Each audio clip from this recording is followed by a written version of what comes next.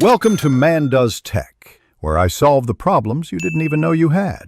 You start by reducing system load so encoding stays smooth, close background apps, and enable high performance. Run OBS's auto-configuration wizard and pick recording mode, then select MKV to avoid corrupted files. Next, set your base canvas and output resolution to match your target, for example 1920 by 1080.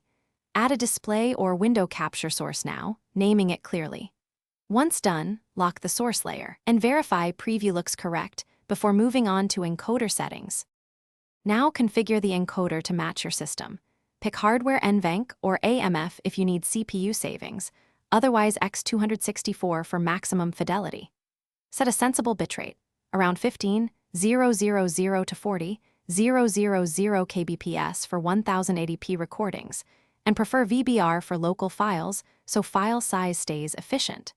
Tune the preset or CPU usage to balance quality and performance. Slower presets give better quality but use more CPU. Also set keyframe interval and profile to high for compatibility and steady playback. Test with a short sample recording to verify. Finish by organizing audio. Assign separate tracks for system and microphone, match sample rates, and set sync offsets if audio drifts.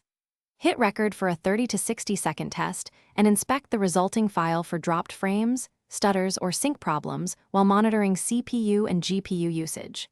If you see issues, reduce bitrate or change encoder preset, raise OBS process priority, update graphics drivers, or switch to a hardware encoder. Keep iterating with short tests until the recording is stable and clean. Thanks for watching. If you found this helpful, don't forget to like and subscribe.